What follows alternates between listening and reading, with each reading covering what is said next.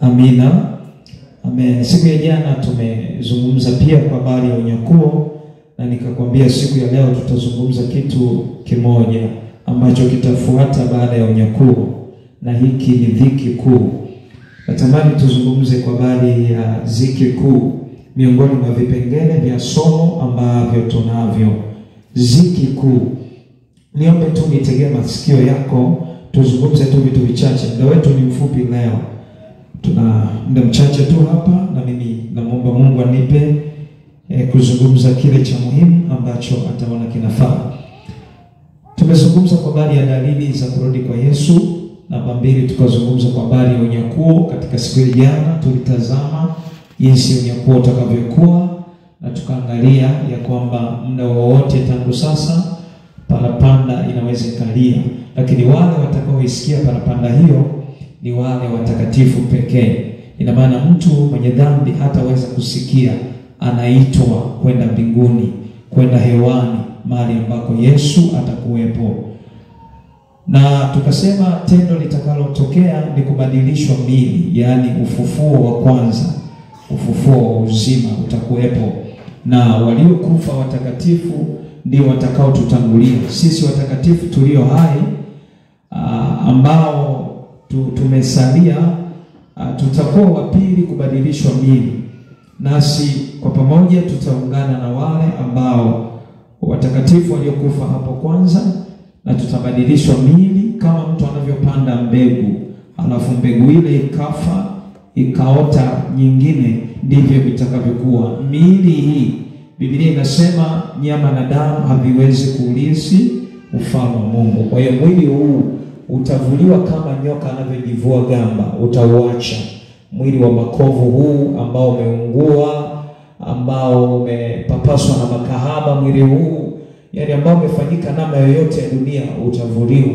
Halafu Mungu atatupa miili isiyoharibika ya kufanana na yeye. Sasa leo ninataka tuzungumze kitu kimoja ambacho kinaitwa dhiki kuu. Bwana Yesu asifiwe sana. Na hiki kitaanza rasmi baada ya kanisa kunyakuliwa. Ni mambo ambayo yanatarajiwa kutokea hivi karibuni, wakati wowote. Yaani tuashumu sasa kwamba kanisa limekwisha nyakuliwa. Sasa kitakachofuata ni dhiki kuu. Nisikilize tu nikwambie mambo machache yatakayokuwemo katika dhiki kuu. Natamani nikupe tahadhari kupitia somo hili la leo. Uzidi kukaza mwendo, usije ukawa mtu utakayebaki baada ya kunyakuliwa. Maana dhiki hii itakuwa kwa wale wote watakaobaki. Bwana Yesu asifiwe sana. Yaani ukishabaki tu hautakwepa kipindi cha miaka 7 tangu kunyakuliwa kwa kanisa, itakuwa ni dhiki kuu. Ndani yake kutakuwa na vitu kama viwili tutakavyozungumza. Tutazungumza dhiki kuu namna itakavyokuwa, muda wa dhiki kuu utakuwa ni muda gani, watakaohusika kuileta dhiki kuu watakuwa ni watu gani, makusudi ya dhiki kuu itakuwa ni nini, na hali itakavyokuwa wakati wa dhiki kuu itakuwa kuaje. Lakini tutazungumza mwishoni namna ya kuikwepa dhiki kuu, namna gani ambavyo tutaweza kuikwepa dhiki kuu. Ndani yake tutazungumza kwa habari ya habari kuu ya mpinga Kristo, maana ndiye main actor, ndiye ambaye atasimama sasa kama mtawala wa dunia, wa ulimwengu, mpinga Kristo. Biblia inasema ya kwamba wapinga Kristo ni wengi, lakini yuko mpinga Kristo mmoja. Hata sasa wapinga Kristo ni wengi, lakini yuko mpinga Kristo mmoja atakayesimama sasa, mpingamizi wa ile kweli, ajinuae kinyume na Mungu. Huyu ndiye atakayesimama. Tutakwenda kumzungumza wakati huu wa dhiki kuu. Hebu tufungue Biblia zetu, turejee katika kitabu chetu kikuu cha unabii wa Mathayo mtakatifu sura 24, tuanzie mstari wa 15, tuweze kuona hapo Mungu anazungumza nini. Nilikupasha habari ya kwamba baada ya dhiki kuu ndipo unafuata ujio wa pili wa Yesu Kristo. Na siku ya jana nilikufundisha tofauti kati ya kuja kwa Yesu wakati wa unyakuo na kuja kwa Yesu mara ya pili. Unajua kwa nini kunaitwa kuja kwa Yesu mara ya pili? Kwa sababu Yesu alishakuja mara ya kwanza. Mara ya kwanza ni ipi? alikuja kama mwana wa Yusufu, mwana wa Adamu, akazaliwa kama wewe ili kunikomboa, ili kukukomboa. Ndio maana tunasema Yesu atarudi tena mara ya pili. Maana ya kurudi tena ina maana amekwisha kuja mara ya kwanza. Mara ya kwanza ni ipi? Aliyozaliwa kama mtoto, aliyozaliwa katika umbo la mwanadamu. Alipozaliwa kule Bethlehem ya Uyahudi, Wayahudi wakamkataa, sisi tukapata neema ya Injili. Alipaa kaenda. Sasa mara ya pili anakuja. Na tunapozungumza mara ya pili tunazungumza vitu viwili. Tunazungumza unyakuo na kurudi kwa Yesu atakapokanyaga mlima wa Mizeituni, ule mlima ambao alipaa. Malaika wakawaambia wale watu ya kwamba jinsi mnavyoona alivyoondoka ndivyo atakavyorudi, jinsi hiyo hiyo atakuja pamoja na kanisa lililonyakuliwa, atakuja nalo. Yeye amepanda farasi mweupe, na sisi, mimi na wewe, ambao tutapata neema ya kunyakuliwa, kila mmoja atakuwa amepanda farasi mweupe. Tutakuja kutawala dunia pamoja naye kwa muda wa miaka 1000. Bwana Yesu asifiwe sana. Sasa tuzame kwa uchache kuangalia ziki kuu katika kitabu cha Mathayo 24 mstari wa 15. Tuanzie hapo. Basi hapo mtakapoliona chukizo la uharibifu. Nisimame hapo kidogo. Hapo mtakapoliona chukizo la uharibifu. Sasa kuna majina tofauti tofauti ambayo yamekuwa yakitumika kumzungumzia mpinga Kristo. Unaposikia chukizo la uharibifu, anamaanishwa mpinga Kristo, yaani ni badala ya mpinga Kristo. Ana majina mengi. Anaitwa mnyama katika Ufunuo sura ya 13 ukisoma, anaitwa mnyama. Bado ni yule mpinga Kristo. Anaitwa asi katika Wathesalonike wa pili sura ya 2 ukianza kusoma mstari wa 1 hadi wa 8, utaona atakapofunuliwa kwanza yule asi. Yule asi nani? Mpinga Kristo. Na Paulo anatuambia katika Thesalonike ya kwamba liko lizuialo. Nimekwisha kueleza linalozuia ni nini? Ni kanisa kupitia Roho Mtakatifu. Kwa hiyo mpinga Kristo huyu ana majina mengi. Anaitwa chukizo la uharibifu, anaitwa mnyama, anaitwa asi na majina kadha wa kadha, lakini ni yule. Kwa hiyo Biblia inasema mtakapoliona chukizo la uharibifu lile lililonenwa na nabii Danieli. Limenenwa wapi? Katika Danieli sura ya 9 na mstari wa 27. Hebu tusome hapo ili chukizo la uharibifu, tusije tukaandikia mate wakati tuna karamu. Tufungue Biblia zetu kitabu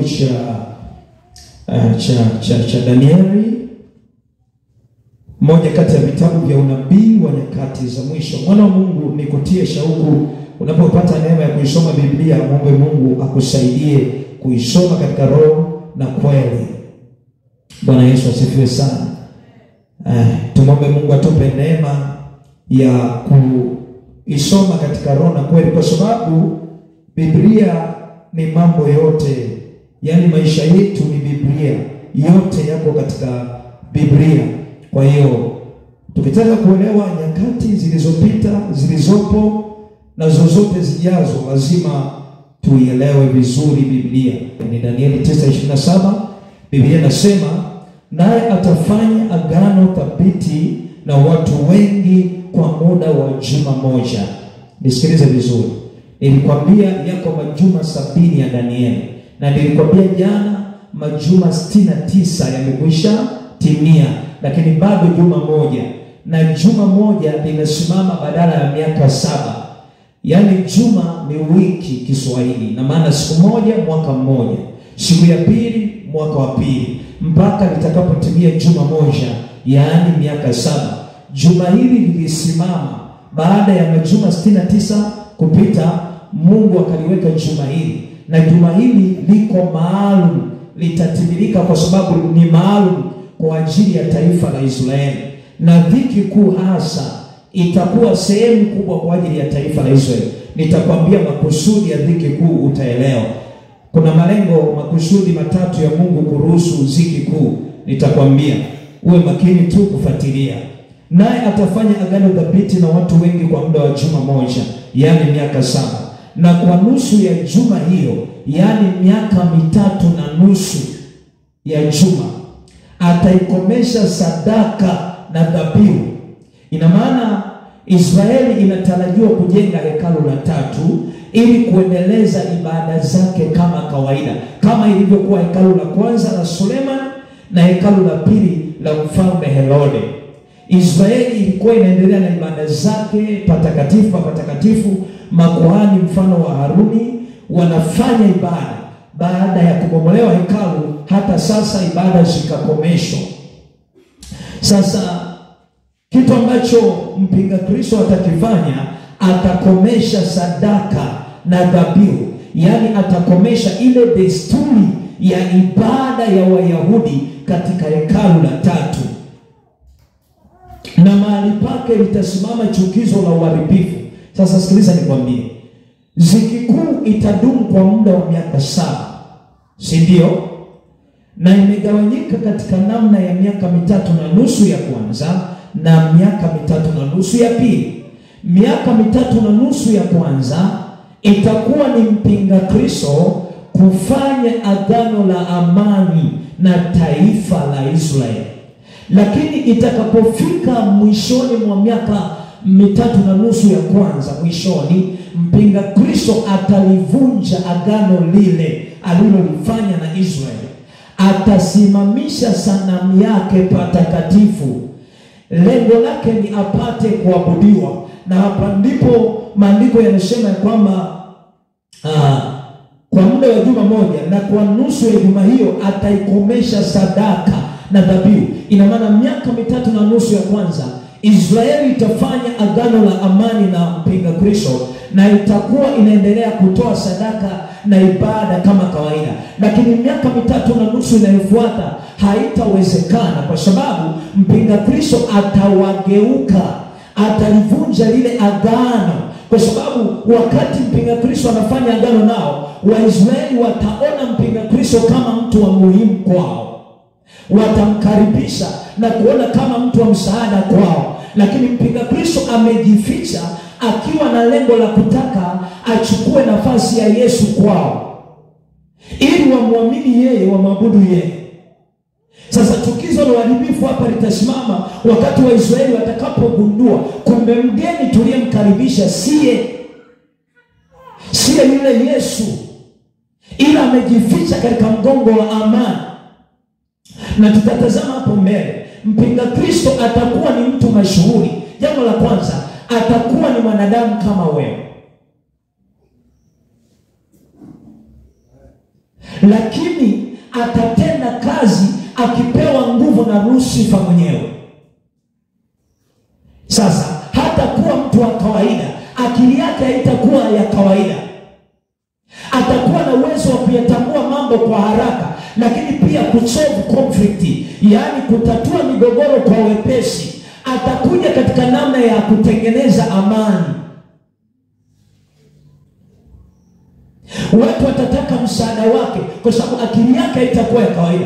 Kumbuka, shetani si wa kawaida. Sasa fikiria mtu anatenda kazi kwa kupewa nguvu na shetani 100% mwenyewe. Hatakuwa mtu wa kawaida.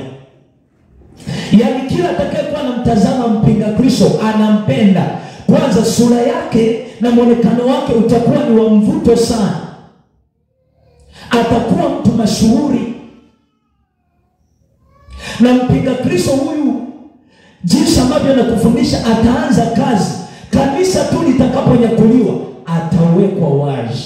Kinachozuia ni uwepo wa kanisa na Roho Mtakatifu. Sasa ina maana kitokea leo kanisa limenyakuliwa, fahamu ya kwamba tayari. Na kitu gani ambacho kinaendelea kwa sasa? Kitu kinachoendelea kwa sasa ni mpinga Kristo anatengenezewa mazingira ya kuitawala dunia. Ningelikuwa na uwezo ningekueleza kwa undani zaidi ni mambo gani ambayo yanafanyika kwa sasa unayoona ya kawaida, lakini ni maandalizi ya ujio wa mpinga Kristo. Nikukumbushe tena, ukipata nenda mtandaoni. Kuna ujumbe mmoja tulirusha kwenye channel ya Uzima na Ushindi. Mungu alipata neema ya kufunua kwa habari ya mpinga Kristo na namna atakavyotenda kazi. Pata neema ya kupitia zile jumbe upate kujifunza. Bwana Yesu asifiwe sana. Na mimi nimeshuhudia jana, Mungu ametusaidia mambo kadhaa. Anatueleza wazi wakati tuliosaliwa nao ni mchache. Bwana Yesu atusaidie sana. Kwa hiyo atakaposimamisha sanamu yake hekaluni, ina maana Waisraeli watashtuka na kujua kwamba huyu kumbe hakuwa mtu mzuri. Kwa hiyo vita vitaanza. Kwa hiyo miaka 3.5 ya mwisho kati ya miaka 7 itakuwa ni ya vita hasa kwa taifa la Israeli. Bwana Yesu asifiwe sana. Unanielewa mtu wa Mungu? Amen. Na kwa nusu ya juma hiyo ataikomesha sadaka na dhabihu, na mahali pake litasimama chukizo la uharibifu. Unaposikia chukizo la uharibifu, ni mpinga Kristo kulinajisi hekalu la Mungu kwa kusimamisha sanamu yake na kutaka kuabudiwa yeye kama Mungu. Yaani Israeli simwamini Yesu yule, ila imwamini nani? Mpinga Kristo. Na hivyo hata ukomo na ghadhabu iliyokusudiwa imemwagwa juu yake mwenye kuharibu. Hebu sasa turudi. Nilikuwa nataka nikueleze chukizo la uharibifu hili kama ambavyo tulikuwa tunasoma kitabu cha Mathayo mtakatifu sura 24. Sasa turejee katika kitabu cha Mathayo 24. Nikueleze mambo machache. Muda wetu ni mchache mno. Natamani niwe na cha kuzungumza hapa, halafu angalau tuwe na machache ya kumwambia Bwana. Tuna mambo mengi sana mbele, iko Pasaka, yako mengi ambayo tunahitaji Mungu aweze kutusaidia katika haya. Hebu tufungue hiyo Mathayo 24 tuendelee kusoma hapa. Kumbuka Mathayo sura 24 imebeba unabii wa Yesu kwa habari ya unyakuo, hekalu la pili kubomolewa, lakini pia ujio wa Yesu mara ya pili. Kwa hiyo unaposoma hapa uelewe unapata mambo haya. Yesu anazungumza kwa habari ya unyakuo kwa sababu wanafunzi wake walimuuliza mambo haya yatakuwa lini? Na nini dalili ya mwisho wa dunia na dalili ya kuja kwako? Yesu alianza kujibu. Hajajibu katika mpangilio, ila ukisoma unatakiwa Roho Mtakatifu akufunuliwe kwamba jambo hili alilokuwa analizungumza Yesu ni kurudi mara ya pili, ni unyakuo, ama ni kubomolewa kwa hekalu. Maana Biblia ni unabii, na unabii unaweza ukazungumza mambo mawili ama zaidi kwa wakati mmoja. Yaani inaweza ikawa ni sentensi moja inayoweza kuzungumza jambo lililowahi tokea ama ambalo limetokea zaidi ya mara moja. Kwa mfano, si mara ya kwanza kusimamishwa kwa chukizo la uharibifu katika hekalu. Jambo hili liliwahi tokea zamani. Lilifanywa na mtu mmoja mtawala anaitwa Antiokia Epifane wa 4. Alichinja nguruwe katika madhabahu ya Mungu na kulinajisi hekalu. Hilo nalo liliitwa chukizo la uharibifu, na lilisimama kama kivuli cha ujio tena wa chukizo la uharibifu linalokuja. Soma vizuri kitabu cha Danieli, utaona namna ambavyo yanazungumzwa mambo haya. Hebu tuendelee kusoma hapo mstari wa 16. Ndipo walio katika Uyahudi na wakimbilia mlimani. Sasa Yesu anawapa akili wa Israeli. Hapa anazungumza na Wayahudi. Anasema mtakapoona mpinga Kristo amesimamisha chukizo la uharibifu, hebu kila mmoja akimbie kujificha anakoweza. Ndipo walio katika Uyahudi na wakimbilia mlimani, naye aliye juu ya dari asishuke kuvichukua vitu vilivyomo nyumbani mwake, wala aliye shambani asirudi nyuma kuichukua nguo yake. Ole wao wenye mimba na wanyonyeshao siku hizo. Ombeni ili kukimbia kwenu kusiwe wakati wa baridi, wala siku ya Sabato. Hapa Yesu anazungumza na Wayahudi wa Israeli sasa kwa namna chukizo litakavyotokea. Ukisikia anasema ole wao wenye mimba na wanyonyeshao, ina maana kwa sababu ya hatari ya jambo lile itakavyokuwa, yani itakuwa ni hatari kwa mtu mwenye mimba, kwa sababu kujiponya kwake itakuwa ni akimbie ajifiche. Maana sasa mpinga Kristo atafunuliwa ile hasira yake na kuiangamiza Israeli. Kwa hiyo kujiponya kwa Wayahudi ni kukimbia. Sasa vipi ukiwa na mimba? Vipi ukiwa leba siku hiyo? Bwana Yesu asifiwe. Anasema ombeni kukimbia kwenu kusiwe wakati wa baridi, kukimbia kwenu kusiwe siku ya Sabato. Unajua Waisraeli wanashika Sabato, wanaheshimu sana Sabato. Kuna namna mtu anatakiwa kukimbia na kutembea. Nadhani nimesahau andiko, ningekupa namna hiyo pasaka, lakini nadhani walikuwa hawatakiwi kutembea siku ya Sabato kuzidi maili 1. Sasa ina maana Waisraeli, na ndio maana nikupe siri hii, vita nyingi Waarabu huwa wanawapiga Waisraeli siku ya Sabato. Yaani ikiwa na target kwamba siku ya Sabato hawawezi wakafanya chochote. Bwana Yesu asifiwe. Kumbuka Waisraeli hata sasa wanashika sheria, hawaamini ya kwamba Yesu alikuja. Hili haimaanishi Wayahudi. Kwa mfano mtu mmoja baba tunayemsoma mtandaoni, kuna mhubiri mmoja anahubiri sana nyakati za mwisho, ni Mwisraeli lakini yuko Tanzania, anaishi Arusha. Anaitwa Shalom nadhani Longan. Anahubiri sana mambo ya nyakati za mwisho, na nimeona ana taarifa zaidi hasa kwa habari ya taifa lake. Ukipata tu neema afuatilia mtandaoni, andika tu Shalom Longan. Ana kanisa lake analiita Nyumba ya Abraham Church, The Bait of Abraham Church, iko Arusha. Anafundisha sana mambo haya nyakati za mwisho, anaeleza.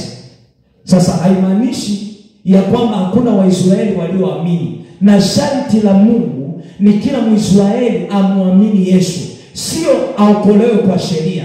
Yaani lengo la Mungu ni kuondoa sheria. Kumbuka wokovu umekuja kwa wote, si kwa Myahudi, si kwa Myunani. Na lengo la Mungu kuleta dhiki kuu ni awatese Waisraeli, wamuombolezee yule waliomchoma Yesu Kristo, wakumbuke kumbe ni yeye, wamwamini alafu waokolewe. Bwana Yesu asifiwe. Uko pamoja na mimi? Amen. Hebu tuendelee kidogo hapa katika mstari wa 20. Ombeni ili kukimbia kwenu kusio wakati wa baridi wala siku ya Sabato, kwa kuwa wakati huo kutakuwapo dhiki kubwa. Sema dhiki kubwa. Yametumika majina mengi sana. Kwa wakati mahali pengine unaweza ukasoma ukaona imeandikwa dhiki kuu, mahali pengine dhiki kubwa, mahali pengine imeandikwa taabu ya Yakobo. Inamaanisha hii dhiki kubwa, kwa sababu kama waamini tunapitia dhiki za hapa na pale, lakini dhiki hii ya miaka 7 itakuwa dhiki ya ajabu. Biblia inasema haijawahi kuwako dhiki kama hiyo, na wala haitakuwako. Biblia ikisema hivyo, tambua imekusaidia kujua hatari ya wakati huo ni namna gani ilivyo. Kwa mfano tukiendelea kusoma, kwa kuwa wakati huo kutakuwapo dhiki kubwa ambayo haijatokea namna yake tangu mwanzo wa ulimwengu hata sasa, wala haitakuwepo kamwe. Ina maana ni dhiki ya kutisha. Nitakueleza huko namna gani itakavyokuwa. Mwanadamu ataadimika, na wakati huo ndio wakati ambao mwanadamu atatafuta neno hataliona, atatafuta mauti. Yaani watu wengi wakati huo, yaani kufa itakuwa ni kawaida. Kutembea nemba na kukutana na mizoga 10-30 itakuwa ni kitu cha kawaida. Sefania mmoja anatabiri, anasema nyama ya mwanadamu itamwagwa duniani kama mavi. Hivi unaelewa kama mavi? Tutasoma andiko hili utaona.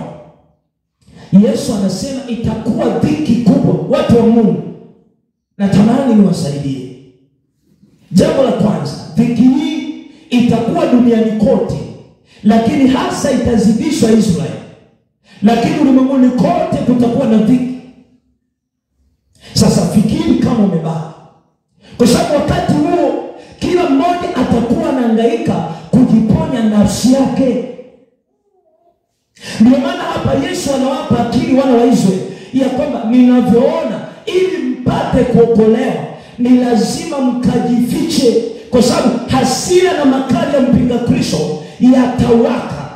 Majeshi ya mpinga Kristo yatawasaka wana wa Israeli nyumba kwa nyumba, mahali kwa mahali. Nikakwambia jana namna ambavyo atakuja kwako kuuliza kwa habari ya kumwamini Yesu na mateso taratibu utakayoyapata. Na ndio maana tunasema sisi, je, tutapataje kupona tusipojali? Waimbaji, msiimbe kitu msichokijua uzito wake. Ni afadhali muombeni tena Bwana awape kuelewa, ili mnapoimba yamkini tuone machozi mnagaragara, kwa sababu mnaimba vitu ambavyo vipo lakini hamuviishi, ama hamjui walisia wako utakavyokuwa. Laiti tungefunuliwa, tungejua, tungeimba kwa machozi.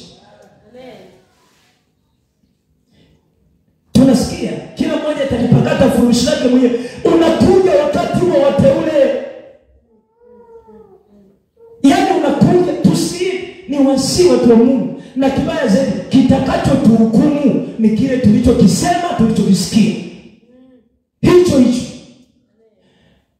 Nimekuwa nikiwaambia sana watu, kwa mfano, kuna mwimbaji mmoja anaitwa Emmanuel Mgogo. Si mnamfahamu?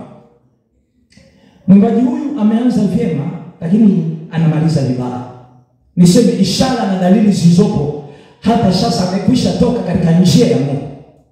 Kwa sababu kuna namna alikuwa kiimba, ni kweli wewe mwenyewe unaelewa kwamba kuna namna Mungu anamsaidia.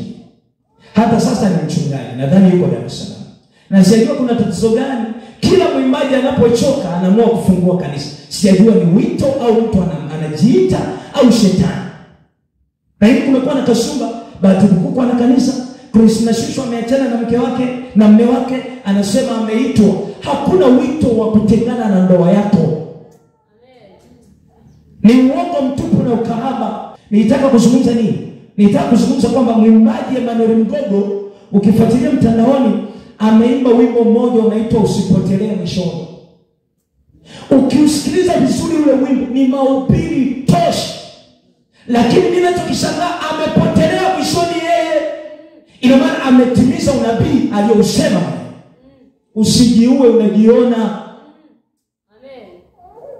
Ndio maana Mungu anasema ni afadhali kunyamaza kuliko kusema. Ndio maana Mungu anasema msiwe walimu wengi. Na katika kitu ambacho jamani mnatakiwa mtuombe hasa wahubiri ni kuishi tunachokihubiri. Kwa sababu iko hatari. Ndio maana mimi naweka tahadhari kwa vijana. Usitake tu kuhubiri, usitake tu upako. Tambua jambo la kwanza, kuna gharama ya hukumu ya maisha uliyoyaishi. Je, uliishi kile ulichokihubiri? Nikapenda ujumbe mmoja mtandaoni, mtu mmoja akasema, mmoja kati ya ujumbe usio na ujumbe ni kuhubiri usichokiishi. Nirudie tena sentence hii. Mmoja kati ya ujumbe usio na ujumbe, yaani unahubiri zero, ni kuishi usichokiishi. Unahubiri usichokiishi. Ni kama Mafarisayo waliokuwa na wafundisha sheria za Musa, lakini wao hawatendi. Tuna hatari wahubiri. Tuna hatari waimbaji. Waimbaji ni wahubiri. Nyinyi mnahubiri kupitia kuimba, lakini ni wahubiri wale wale kama mimi nilivyoshika. Sasa bwana wetu huyu Emmanuel Mgogo ameimba vizuri. Yaani ukisikiliza ule wimbo, ameimba katika roho, usipotelee mwishoni. Lakini ninachoshangaa, inapotazama mwendo wake, mbona anakoelekea siko kuzuri. Nilisema katika mafundisho yangu Injili, nikasema hatukatai unabii kutimia, lakini kataa usitimize unabii wewe. Usiwe miongoni mwa kutimiza unabii. Usiwe mpinga Kristo kumsaidia mpinga Kristo kazi. Maana akiwako mpinga Kristo mkuu, wako wapinga Kristo wadogo wadogo. Unanielewa mtu wa Mungu? Ni hatari sana. Hasa wakati wa dhiki kuu. Jamani, wanawake na wasi, ombolezeni kwa ajili ya watoto wenu. Waelekezeni njia ya Bwana. Nani anayetaka kuona kizazi chake kikiangamia? Nani anayetaka kuona eti yeye anaenda mbinguni watoto wake wanabaki? Mimi mambo haya nayakataa jamani kwa machozi. Nimwambia hata mke wangu, nikasema rafiki, utanihurumia tu. Hasira unayoniona nayo hapa sio ya ubaya, ni ya wema. Sitamani kizazi changu kipotee. Watu wa Mungu, mchungaji huwa anatufundisha hapa, anasema yeye Mungu ameshamwambia atatoa hesabu ya mambo matatu kama sikosei. Miongoni mwa mambo ni uzao wake. Hebu jiweke sasa wewe mama, wewe baba, utatoa nini? Hebu fikiria namna unavyojishughulisha kuwasaidia, usichoke. Unajua roho ya kukata tamaa na shetani katika jambo lolote.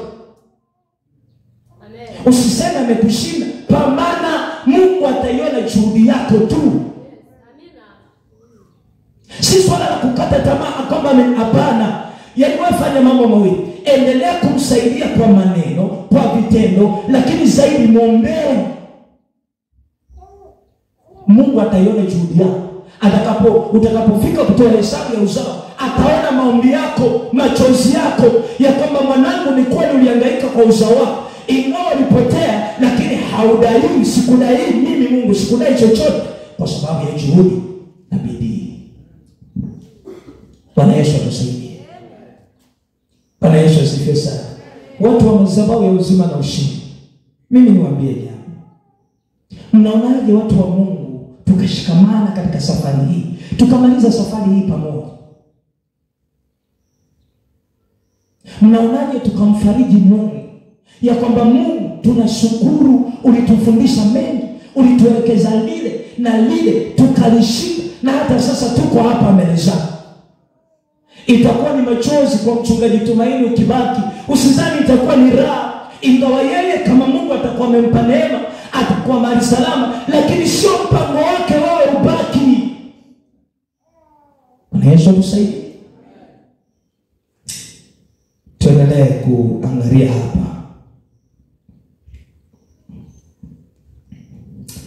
Amen. Kwa hiyo Yesu anasema kutakuwa na dhiki kubwa. Jamani, ni hatari. Acha niendelee tu kidogo hapa, nije nizungumze vitu vichache. Kwa kuwa wakati huo kutakuwepo dhiki kubwa ambayo haijatokea namna yake tangu mwanzo wa ulimwengu hata sasa, wala haitakuwepo kamwe. Kumbuka katika Mathayo 24 mstari wa 35 Yesu anasema, mbingu na nchi zitapita, lakini maneno yangu hayatapita kamwe. Ina maana akisema dhiki hii itakuwa kubwa kuliko dhiki zozote. Wanadamu tunapitia dhiki za hapa na pale. Wokovu wetu ni kuteseka, lakini nataka nikwambie, hakuna mateso tutawahi pata yatakayozidi dhiki inayokuja. Hayo unayoyaona hapa ni mateso kidogo sana, kionjo kidogo, lakini yale yatakayokuwepo hakika haitoshi hata kueleza. Biblia inaendelea kusema, na kama siku hizo zisingalifupishwa, asingaliokoka mtu yeyote, lakini kwa ajili ya wateule siku hizo zitafupishwa. Anaposema zisingalifupishwa, inamaanisha ilipewa muda wa miaka 7, 3.5 kuwa ziki kuu, zilifupishwa kwa ajili ya taifa la Israeli. Maana kama zingelefushwa asingeliokoka hata mmoja. Lakini kwa sababu ya wateule, anaposema wateule anamaanisha the elect, yani walioteuliwa, wana wa Israeli, zitafupishwa. Ndio maana zimepewa muda wa miaka 3.5. Bwana Yesu atusaidie. Amen.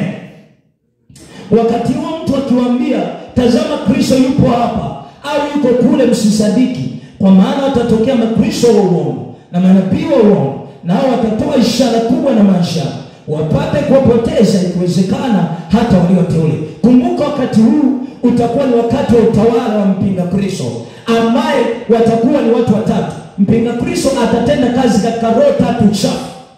Roho tatu chafu. Jambo la kwanza, mpinga Kristo mwenyewe. Jambo la pili, shetani mwenyewe, na jambo la tatu, nabii wa uongo nyuma yake. Bwana Yesu asifiwe.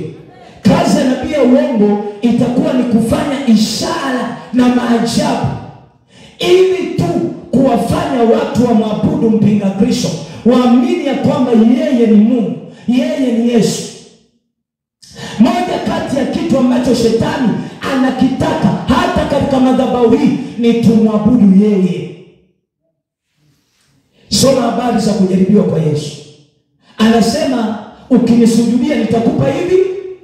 Ndio maana kuna wakati Mungu anaacha tunafanya biashara, tunafanikiwa, lakini kufanikiwa huko si kwake, ila shetani anaingilia kati akupambu usahau ibada, ili uendelee kusahau zaidi na zaidi na zaidi usujudu. Bwana Yesu atusaidie. Mshike sana Yesu, maana yeye ndiye uzima wako. Hakuna uzima mwingine zaidi ya Yesu. Laiti kama dunia ingetambua nyakati tulizo nazo, ingalimkimbilia Yesu. Kwa hiyo wakati huo mpinga Kristo atafanya ishara, miujiza, itakuwa ni ya kugusa. Kubadili jiwe kuwa mkate itakuwa ni ya kugusa, kwa sababu atafanya kazi chini ya uwezo wa shetani, chini ya uwezo wa nabii wa uongo. Ishara zitafanywa nyingi sana, watu watamkimbilia. Yamkini ataweza kubadilisha samaki 5 zikawa nyingi, watu wakala. Yamkini aweze kawa hivyo, lakini atafanya ishara ili apate kuwapoteza hata yamkini. Anaposema yamkini hata walio wateule, ina maana wengi watamwamini, wachache watamwamini. Atusaidie sana wewe Yesu. Yesu anasema, tazama nimekwisha kuwaonya mbele. Basi wakiwaambia yuko jangwani msitoke, yumo nyumbani msisadiki. Kwa maana kama vile umeme utokavyo mashariki ukaonekana hata magharibi, hivyo ndivyo kutakavyokuwa kuja kwake Mwana wa Adamu. Ina maana katikati ya dhiki kutakuwa na mambo mengi yatakayoendelea. Lolote watakalolisikia kuwashawishi wasije wakashinduka, kwa kuwa kutakuwa na ishara itakayoashiria kwamba Yesu anakuja. Na hapa ndipo Yesu anasema, kwa maana kama vile umeme utokavyo mashariki ukaonekana hata magharibi, hivyo ndivyo kutakavyokuwa kuja kwake Mwana wa Adamu. Yaani hapa ni kuja kwa Yesu mara ya pili.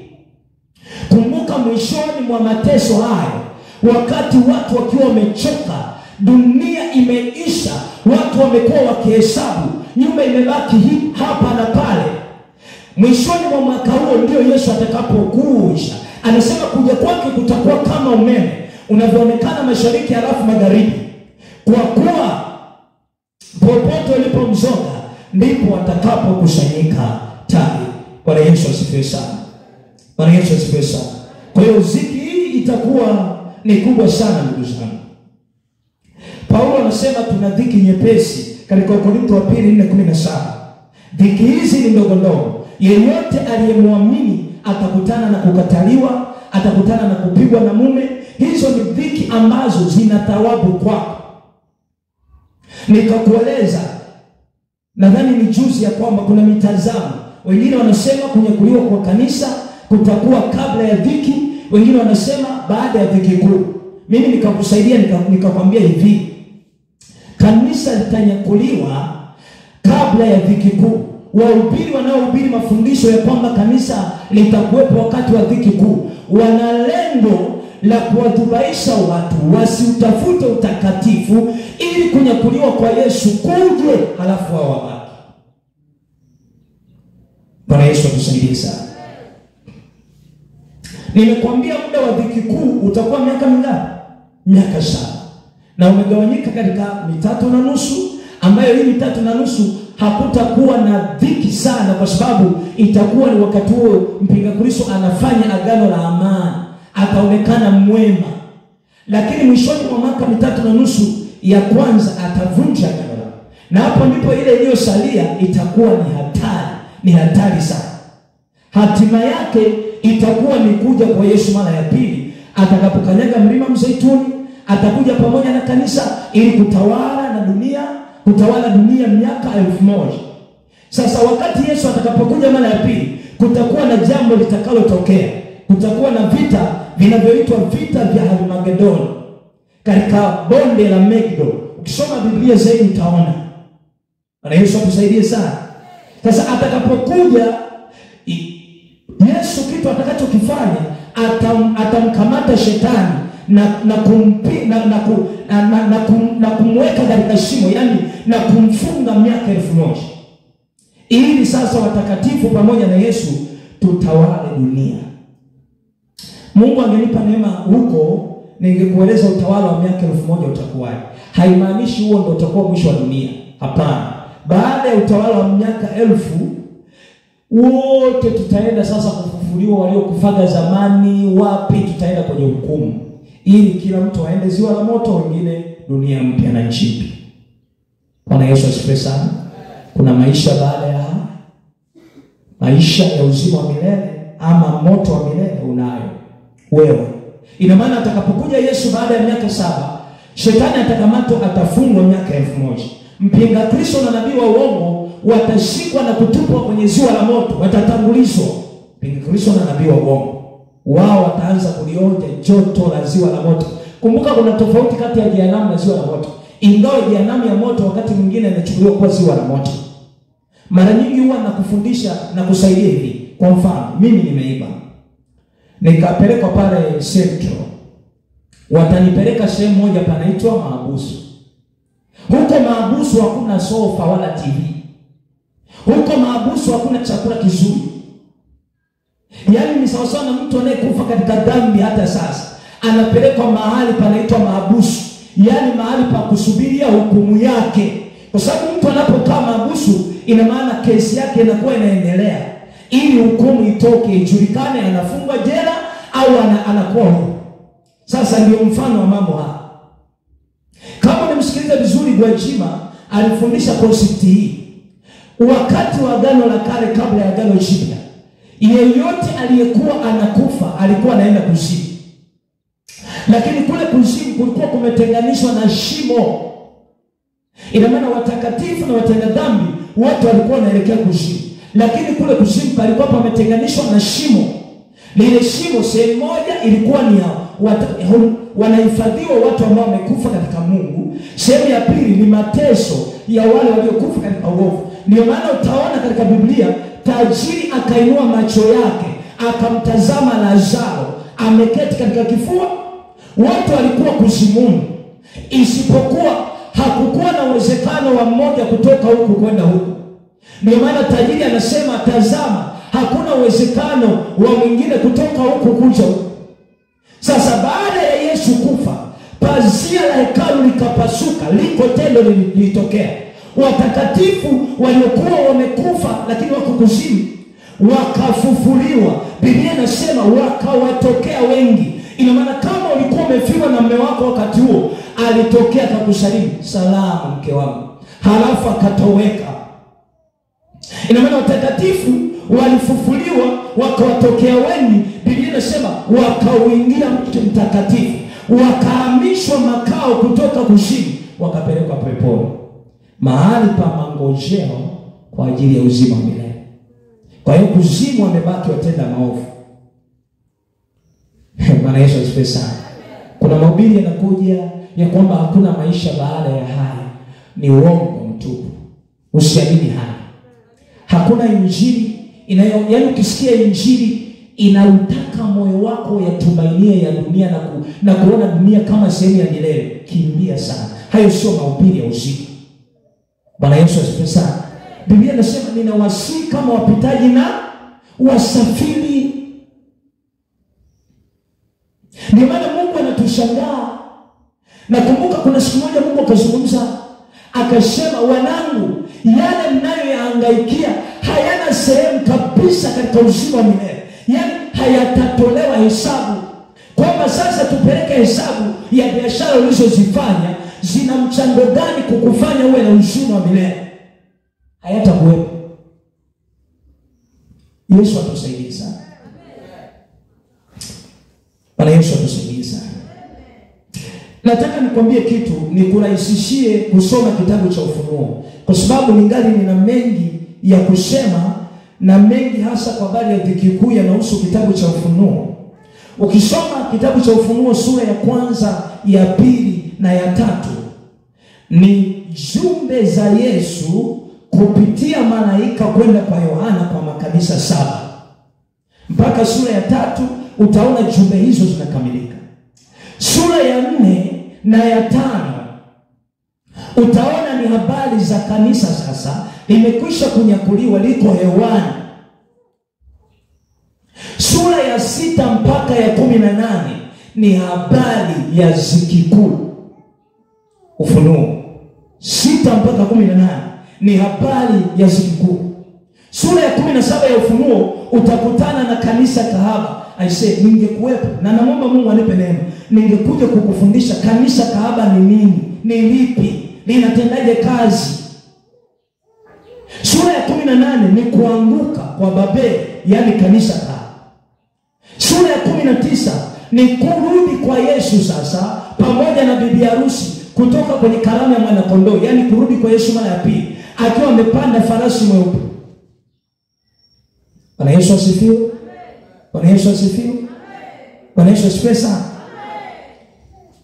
Amen. Sura ya 20 hapa ni utawala wa Yesu miaka 1000.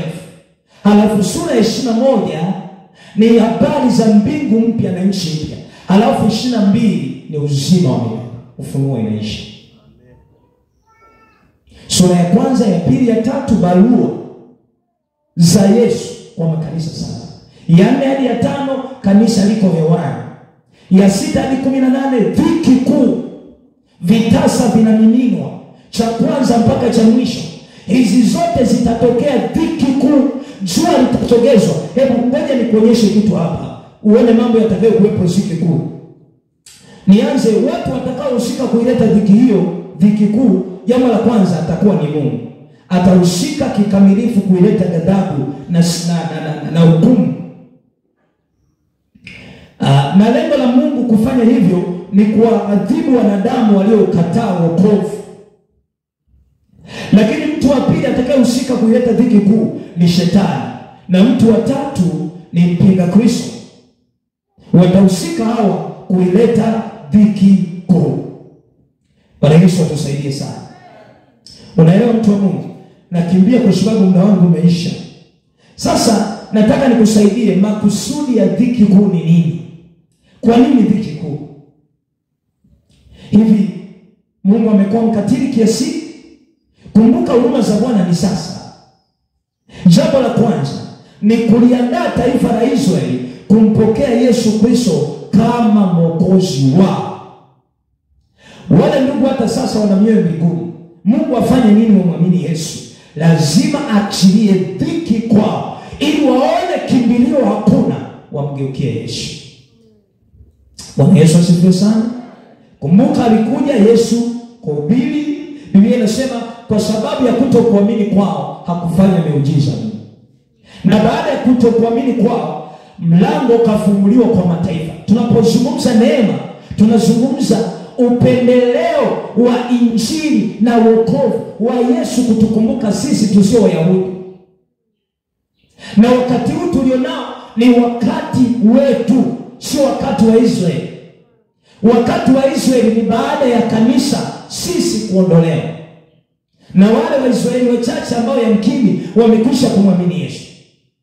Jamani, wakati huu Mungu anachukua hesabu ya Wasukuma, Wajita, Wakerewe, wasio Wayahudi waingie, namba ikamilike. Itakapokamilika na Roho Mtakatifu anaondolewa, wokovu unapelekwa kwa Yehova. Tunaona mchache sana. Amini Mungu leo. Nashangaa sana, kuna watu bado hawamwamini Mungu. Mtu wa Mungu, usipomwamini Mungu utaamini Shetani. Na kama kuna mtu hapa amwamini Mungu, afahamu ya kwamba anamwamini Shetani. Kwa sababu ni mawili tu. Yaani usipomwamini Mungu automatically unamwamini Shetani. Ni hivyo tu. Utake usitake. Ukubali matendo ya Shetani usikubali. Na kumbuka kukosa imani ni dhambi. Na Mungu anapotaka tumwamini, yeye anataka tumfanye wa kwanza. Tuamini sauti yake, tuamini neno lake, tuamini maelekezo yake. Na kuamini ni nini? Ni kufanya yale anayotuelekeza. Kwa nini? Imani pasipo matendo imekufa. Yesu ninakupenda, lakini hatuoni matendo yanayoambatana na upendo huo. Ni imani mfu, sio na matunda. Na Yesu atusaidie. Kwa hiyo wokovu tunao sasa, lakini haimaanishi kwamba Mungu amewasahau wana wa Israeli. Agano lake liko pale pale. Ndio maana atawakumbuka na kuwapa wokovu. Amesema katika Kumbukumbu la Torati, nikusomee ile andiko uone. Agano la Mungu tangu zamani lazima awarudie watu wake, yaani wana wa Israeli. Nikusomee tu hili Torati sura ya 4 na mstari wa 30. Biblia inasema 4:30 inasema, na wakati uwapo katika mashaka, ukisha kupatwa na mambo haya yote, siku za mwisho, sema siku za mwisho. Wanaambiwa wana wa Israeli sasa, siku za mwisho utamrudia Bwana Mungu wako na kuisikiliza sauti yake. Ni unabii wa Israeli kumwamini na kumrudia Mungu. 31, kwa kuwa Bwana Mungu wako ni Mungu wa rehema, hata kuacha wala kukuangamiza, wala hata lisahau agano la baba zako alilowapia, agano la Abraham. Ukamsikia Mungu jana ya kwamba yeye ni mshika maagano, na ni kweli Mungu wetu ni mshika maagano. Lolote alilowahi linena hapo lazima atalifanyia kazi. Na ndio maana mtu wa Mungu, kama Mungu amesema atalijia tena hekalu lake kwa nguvu, ni dhahiri hata kuwepo mwanadamu atakayezuia utendaji kazi wa Mungu akisema anatenda kazi sasa. Zaidi ya hapo mwanadamu ataondoka yeye. Sasa ni wakati wa kuchangamka na kukaa makini. Kwa sababu mimi nauona wakati wa ubelelezi wa Mungu umeisha. Kwa sababu hata kubali anawapenda wenye bidii wanamtafuta yeye waozeshwe na samaki wengine waliooza. Lazima watatengwa tu. Ni wakati wa kutengwa. Si wakati wa magugu kukua na ngano. Magugu yakikua na ngano yatadhoofisha ngano kuwa na afya. Lazima yamolewe, lazima tupalilie, na ndio kazi ambayo Mungu anaifanya kwa kanisa sasa ulimwenguni. Anatamani kumtoa mtu mmoja mahali. Na Yesu atusaidie. Kazi ya Mungu aliyo nayo ni kututenga na hivi sasa. Sio kukaa hapo halafu tuwe tumetenga. Na ukweli ni kwamba hauwezi ukawa na maisha ya utakatifu katikati ya uovu. Lazima ukubali kutenga. Amina. Kwa hiyo Mungu atakumbuka agano na taifa la Israeli, atailejea tena. Soma habari za Paulo katika Warumi sura ya 11 yote. Utaona namna gani sisi tumepandwa mahali ambapo Israeli imekatwa kwa muda. Lakini tusije tukajivuna kwamba tuko hapo. Tujue tumeshikilia kwa muda. Lakini Israeli itarejeshwa mahali pake. Yaani Israeli imekatwa, sisi tumekaa hapo. Kwa hiyo kuna wakati sisi tutaondolewa, Israeli itakaa mahali pake. Kwa hiyo usijivune, maana ni muda mchache. Biblia inasema na tuogope. Ndivyo Biblia inavyotusaidia. Amina, watoto wa Bwana. Amen. Kwa hiyo jambo la kwanza itakuwa makusudi ya dhiki kuu itakuwa ni kuliandaa taifa la Israeli kumpokea Yesu Kristo kama Masihi wao. Watakapolemewa na vita vya mpinga Kristo na nini, wataomboleza na kusema Mungu tusaidie, tumejua ni wewe. Ni sharti kila goti lipigwe liamini Yesu alikuja katika mwili, akaja kufa na kufufuka kwa ajili yao. Nao wataomboleza, ndipo Yesu atatokea mara ya pili kuja kuwakomboa. Bwana Yesu asifiwe. Bwana Yesu atusaidie. Mpinga Kristo ataua wengi sana, yaani wakati watu wa Mungu, mwanadamu ataadimika. Hebu tusome kitabu cha Sefania sura ya 1 mstari wa 15. Uone namna ambavyo Mungu anazungumza. Na malizia tu hapa, mteule wa Bwana. Mambo ni mengi kwa kweli, lakini ashukuru Mungu hata kwa haya machache ambayo tumemega kwa siku hizi chache. Bwana atatupa neema tena hapo mbele. Tutazidi kuandaa vitu vizuri kwa ajili ya Mungu, lakini kwa ajili yetu. Na ninachomshukuru Mungu kwamba Mungu hatakubali watu wake waangamie. Lazima tu ataachilia namna yake ili aweze kusema na watu wake. Sefania sura ya 1 nisome kuanzia mstari wa 15. Nianzie 14. Hiyo siku ya Bwana iliyokuu ikaribu. Ukisikia siku ya Bwana, ni hiyo siku ya Bwana kujilipiza kisasi. Siku ya ghadhabu ya Bwana.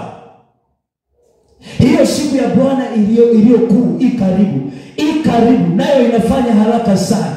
Na sauti ya siku ya Bwana, shujaa ulia kwa uchungu mwingi huko. Siku ile ni siku ya ghadhabu, siku ya fadhaa na dhiki, siku ya uharibifu na ukiwa, siku ya giza na utusitusi, siku ya mawingu na giza kuu. Biblia idangani. Siku ya tarumbeta na ya kamsa, juu ya miji yenye maboma na juu ya minara mirefu. Nami nitawaletea wanadamu dhiki, hata watakwenda kama vipofu, kwa sababu wamemtenda Bwana dhambi, na damu yao itamwagwa kama mavumbi, na nyama yao kama kinyesi. Biblia yako imeandika kama mavi, ya kwangu imestarabisha kidogo, kama kinyesi. Ni mambo yaani sio ya kusadikika, sio hadithi, ni mambo yatakayokuwepo. Saa hii tukiona maiti tunashtuka, lakini wakati huo utakuwa ukikimbia, unaona maiti haushtuki. Hakutakuwa na mtu wa kumzika mwenzake. Maana kuna msemo sasa unasemwa, akifa hata kosa wa kuzika, serikali itazika. Lakini hata wakati huo serikali haitaweza kuzika, sababu kila mmoja atakuwa kwenye wakati wa kuiokoa nafsi yake. fedha yao wala dhahabu yao havitaweza kuwaokoa. Unasikia Biblia inasema katika siku ile ya ghadhabu ya Bwana, bali nchi yote pia itateketezwa kwa moto wa wivu wake, maana atawakomesha watu wote wakaao katika nchi hii na mwisho wa kutisha. Ukasome tena na tena na tena, utafakari tena na tena na tena. Yako mengi Mungu atazidi kukusaidia na mwisho wa kutisha. Nimekwambia sababu ya dhiki ya kwanza ni kwa ajili ya taifa la Israeli, lakini sababu ya pili kwa nini Mungu aruhusu dhiki ni kuleta hukumu ya adhabu kwa watu wote ambao hawakubali wokovu. Kumbuka wokovu unahubiriwa, watu wanakataa. Uko hapo anasema muumini Yesu, lakini kwa matendo yako unamkana. Utakapobaki, tambua umebaki kupata kisasi cha Mungu. Kwa hiyo Mungu atajilipiza kisasi. Wote ambao hawakubali wokovu watakutana na dhiki. Waliokuwa wakisema hakuna kuokoka duniani wanamkataa Yesu anayeokoa. Bwana Yesu atusaidie. Watakutana na wakati mgumu. Ninachelewa kusema ni afadhali wewe umekufa, lakini nashangaa na ninasikitika kwa sababu hata kama ukiwa umekufa uko katika dhambi, bado unakokwenda kuna moto pia. Ukibaki hapa ni dhiki pia, hakuna pa kukimbilia. Bwana Yesu atusaidie sana. Ukikataa kweli, Mungu ataachilia ukengeufu ili akuhukumu. Bwana Yesu atusaidie sana. Hali itakuwa mbaya sana wakati wa dhiki. Mpinga Kristo atakuwa na hasira sana. Naomba nikutazamishe mambo machache. Nimekwambia sura ya 6 hadi ya 18 inazungumza dhiki kuu. Sura ya 13 inazungumza kufunuliwa kwa mnyama. Tumekuwa na nafasi tungeona mpinga Kristo na namna atakavyofanya kazi, lakini naamini Mungu atatusaidia. Kwa mfano, tukija katika Ufunuo sura ya 16, tuangalie ghadhabu ya Mungu jinsi itakavyomimina. Nikupe tu vipengele vichache vikupe kuogopa. Angalia sura ya 16 ya Ufunuo. Angalia mambo yatakayotendeka ya kutisha wakati huo. Watu wa Mungu, neno la Mungu ni kweli na ni amina.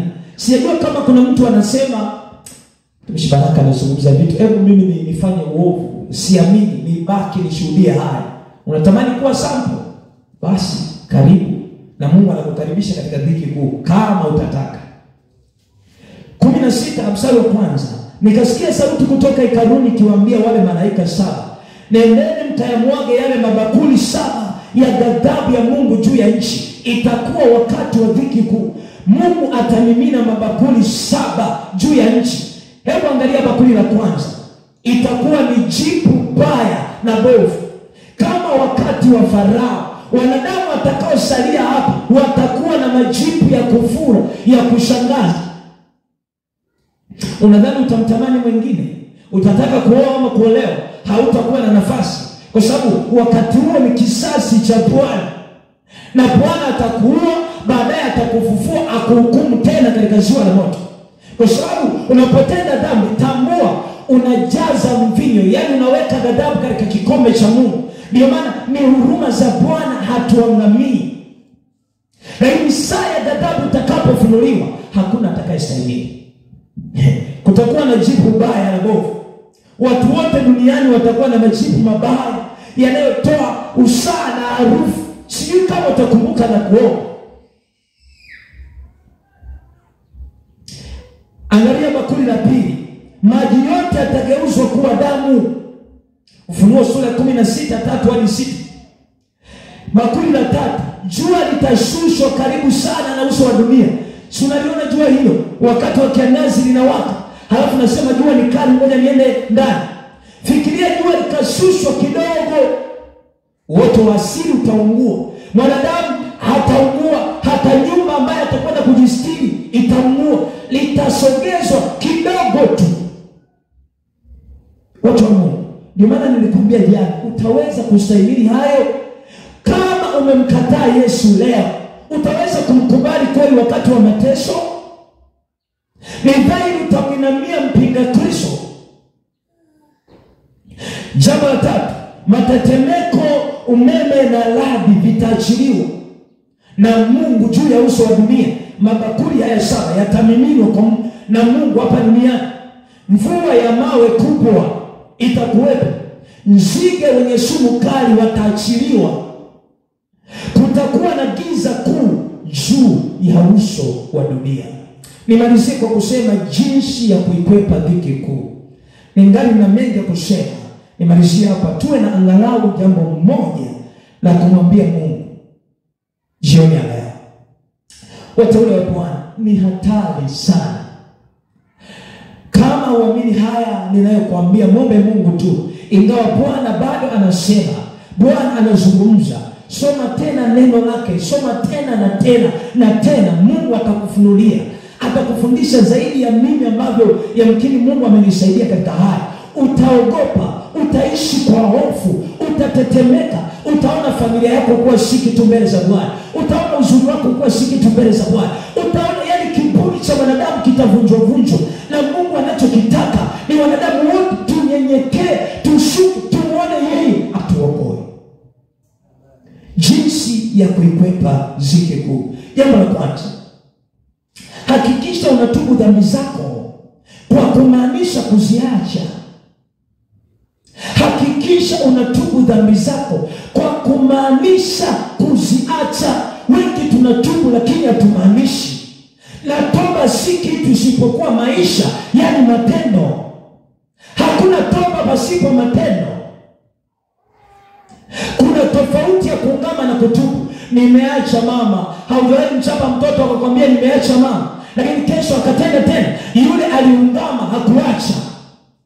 Biblia inasema katika Mithali 28:15, afichaye dhambi zake hatafanikiwa, bali aziungamaye na kuziacha atasamehewa. Atapata neema ya kunyakuliwa. Ni nani atakayenyakuliwa?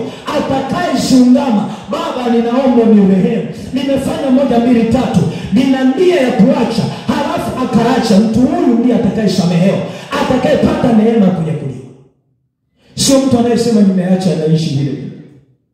Sio mtu anasema ni kweli nilimsema mtu fulani na ili bado anarudia yale yale. Nilikufundisha nikakwambia nyakati hizi ni nyakati za kujitenga. Hata kama jambo ni la kweli, usio mwepesi wa kutaka kuzungumza.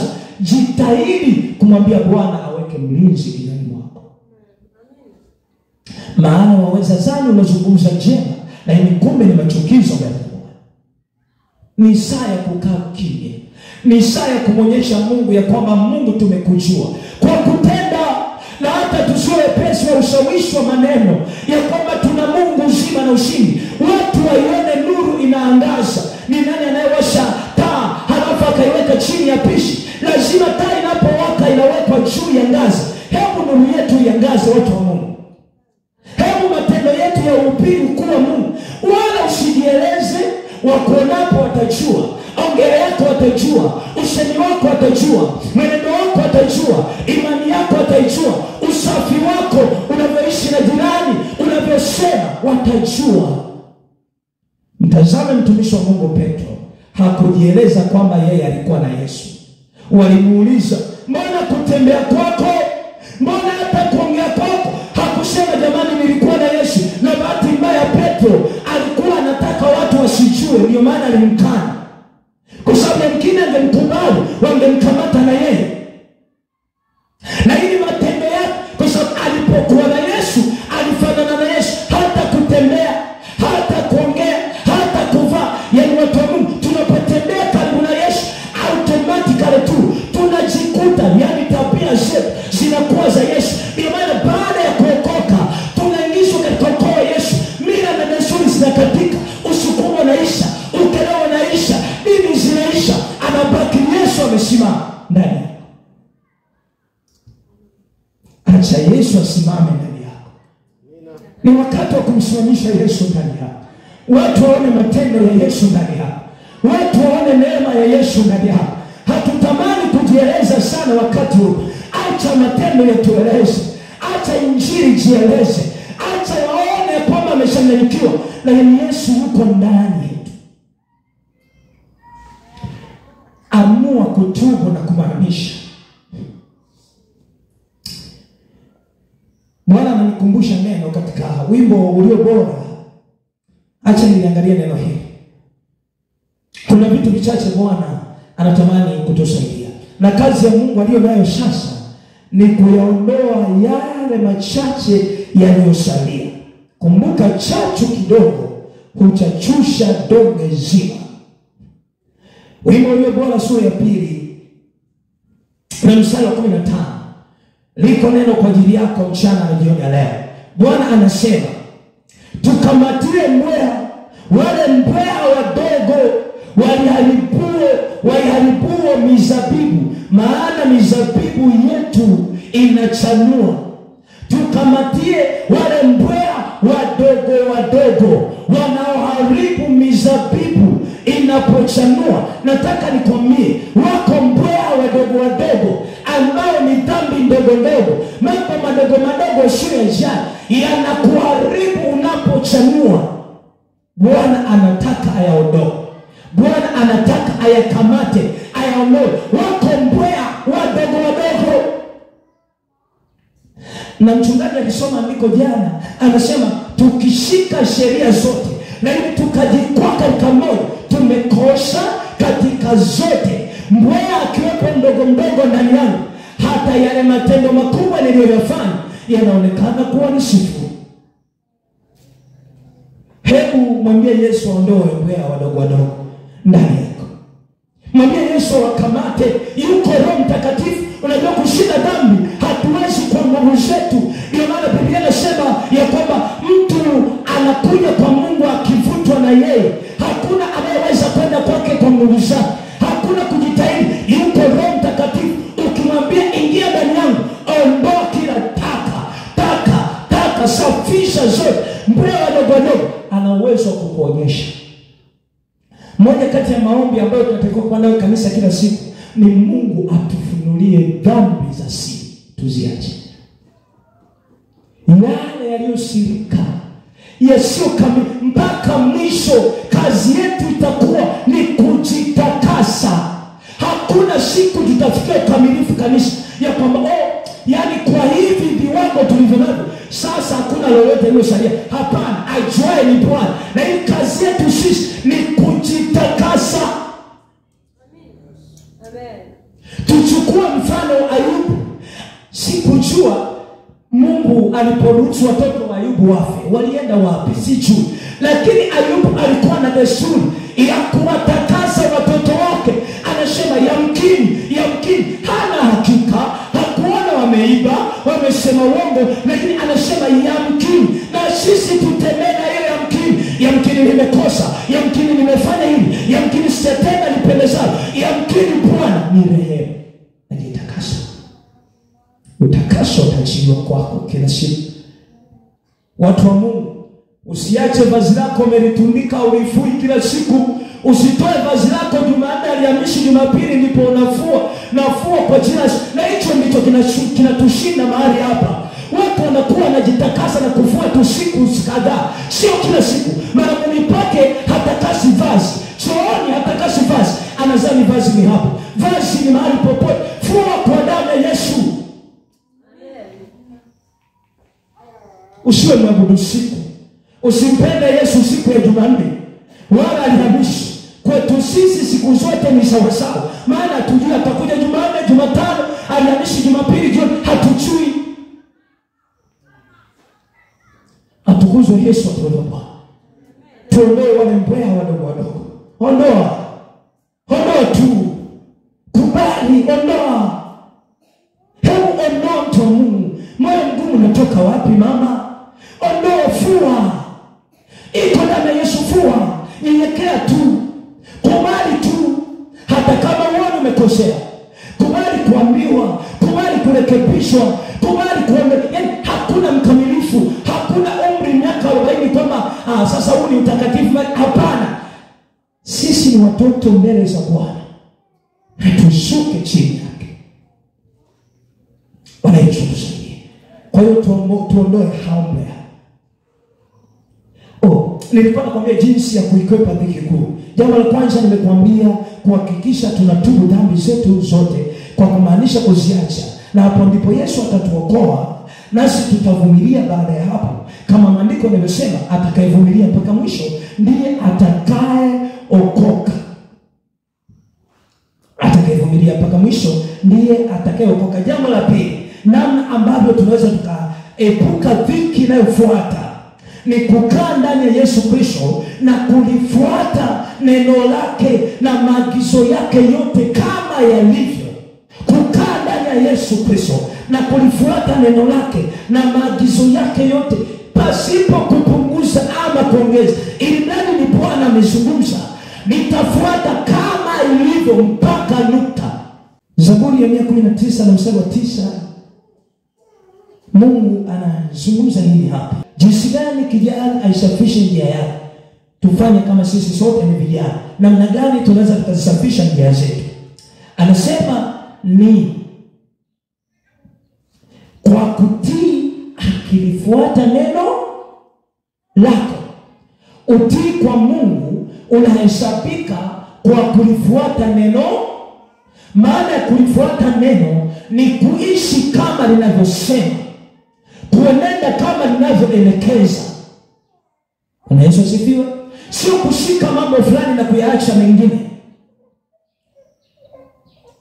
Kwa hiyo tukitaka tusafishe njia zetu na tuepuke dhiki kuu, lazima tukubali kuzisafisha njia zetu kwa kutii. Mungu anataka utii.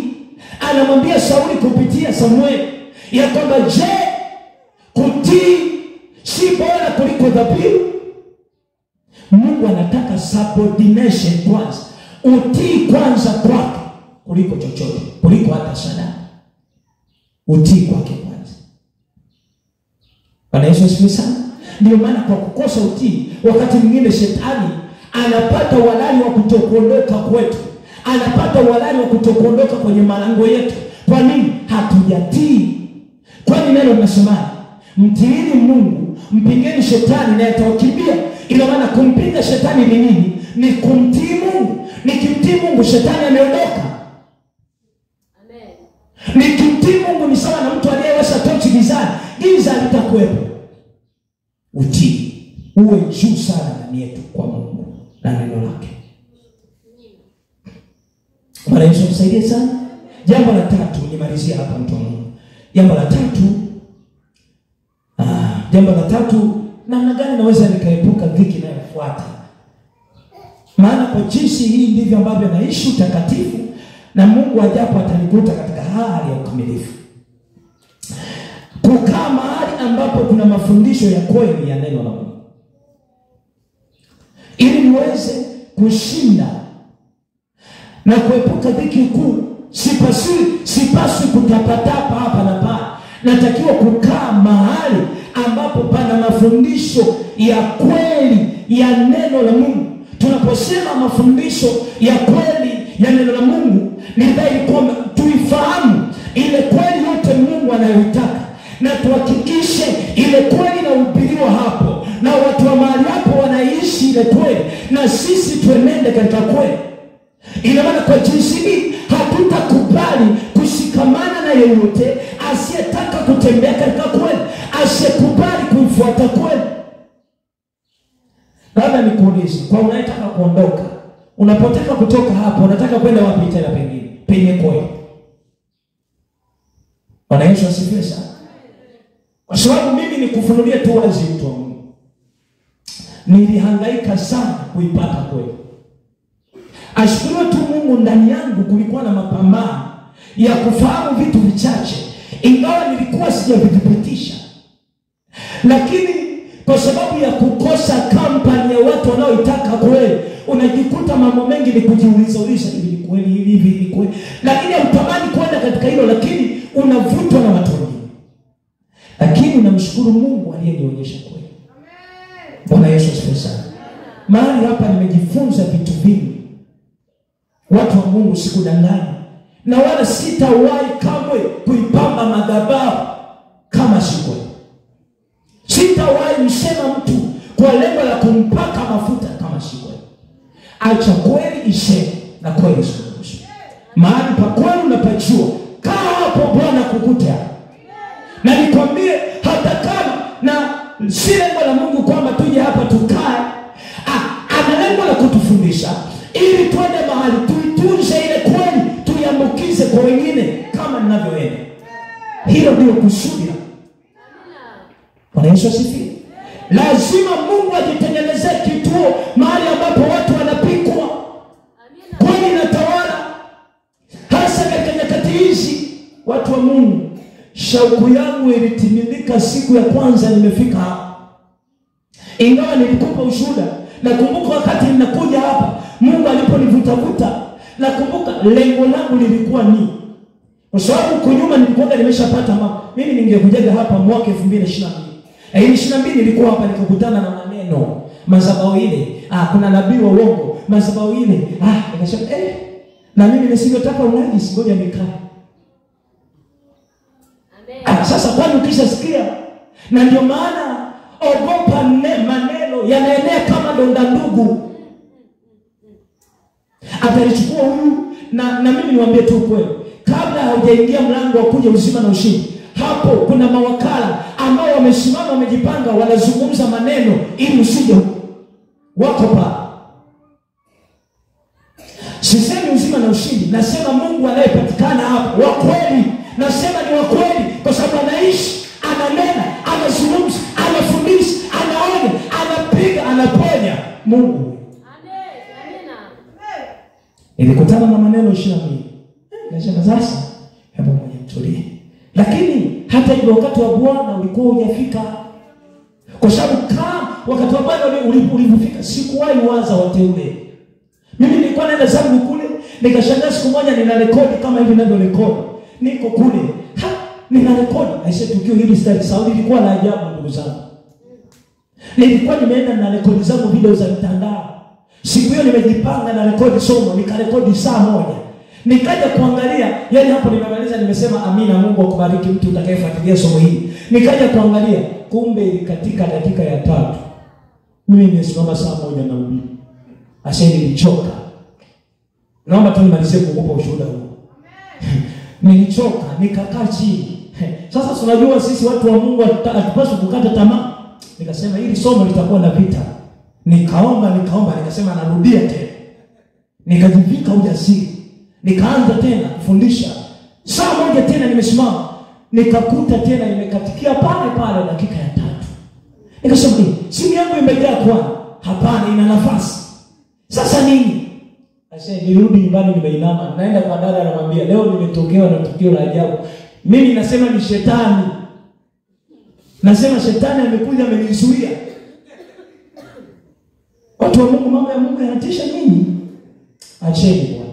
Yaani kila nikifikiria leo, aisee naogopa.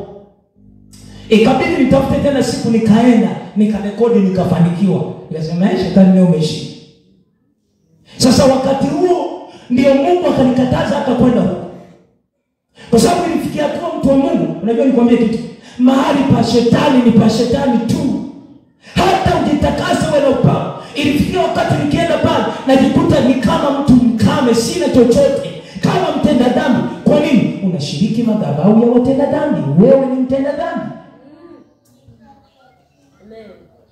Tokeni kati yao mkatengwe nao. Bwana Yesu asifiwe. Amen. Bwana Yesu asifiwe. Amen. Usishikane mtu kwa sababu ni rafiki yako, alafu mnatembea tu alafu hampatani. Lazima imani zenu ziwe moja. Ndio maana mpinga Kristo atakapokuja atataka sote tuwe na dini moja, imani moja. Na kuna jambo nitakwambia. Mpinga Kristo ameshaanza kufanya patano la amani. Huko mkataba, nadhani ngoja niangalie hapa, wa amani kati ya dini ya Kiislamu na dini ya Kikristo ulisainiwa mwaka gani kama sijasahau. Kati ya huyo ndugu na huyo kiongozi wa huko wakasaini mkataba wa amani. Hebu wateule ni 11:37. Hebu nifungilie tu hapa. Nipitie makabrashi yangu nikutazamishe kitu alafu nimalizie ushuhuda ambao nimekopa. Nilikuwa nazungumza kwa habari ya kukaa mahali pa kweli. Amina. Amen. Mpinga Kristo atakuja katika mgongo wa amani. Ukisikia mtu anazunguka huku, kiongozi wa dini anazunguka anapatanisha amani, jamani, amani. Wa Kristo na madhehebu fulani tunaweza tukakaa pamoja, imani moja. Huyo ni mpinga Kristo. Shtuka. Amen. Bwana Yesu asifiwe. Amen.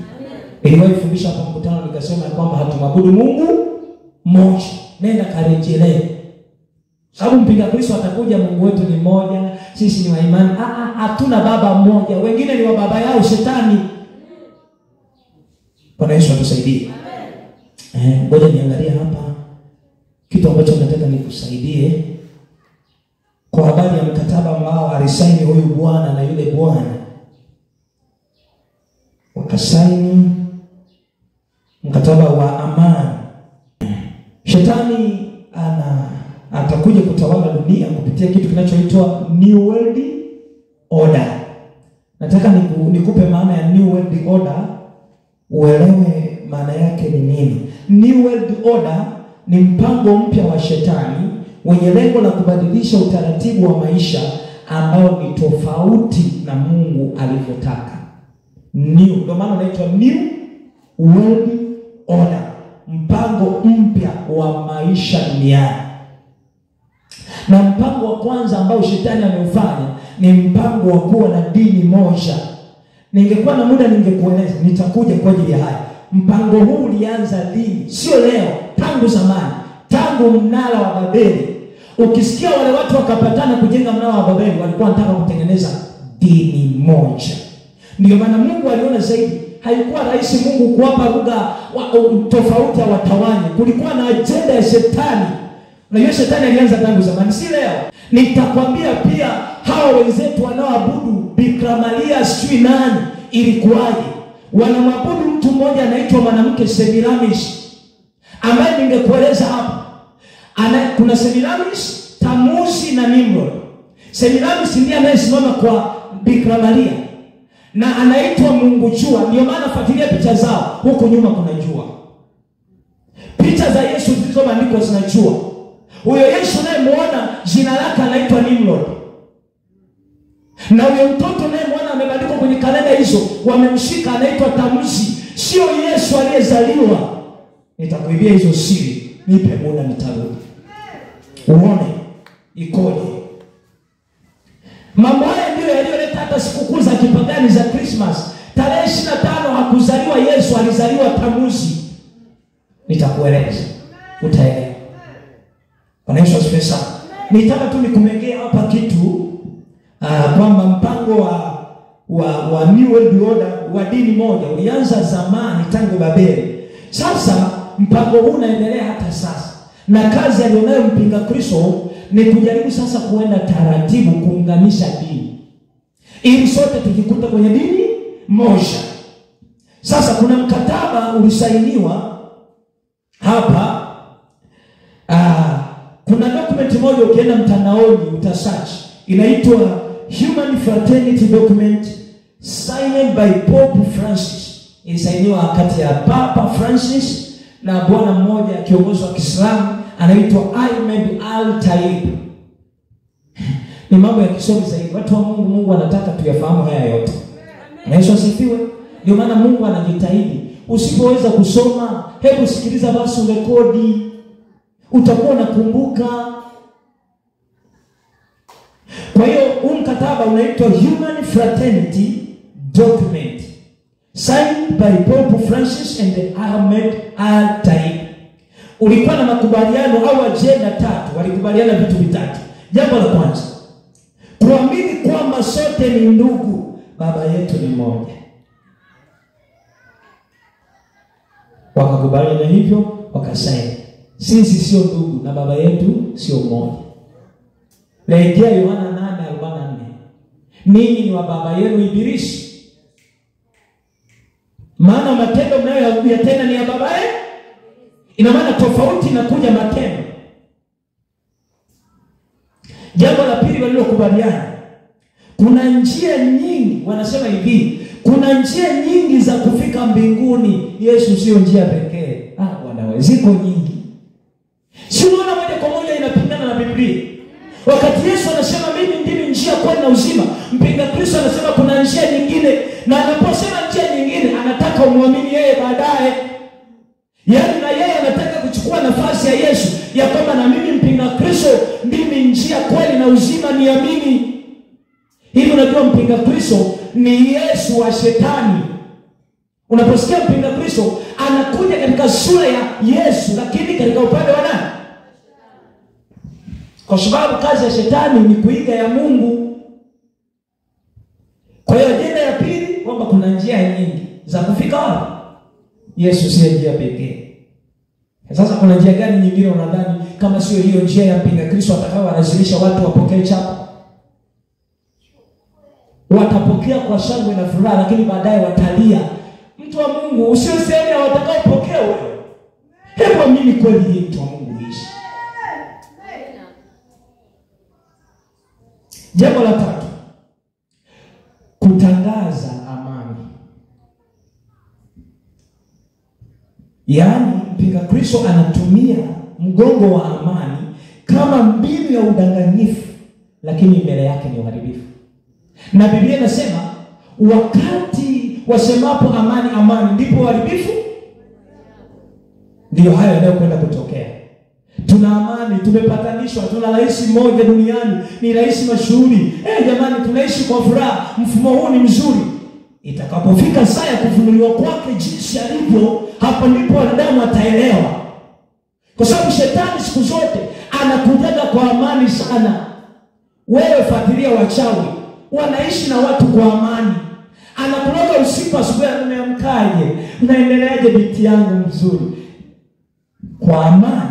Biblia inasema kwamba wanatangaza amani, lakini nyuma wameficha mapanga. Nisikuchoshe mtu wa Mungu, simama mahali ulipo.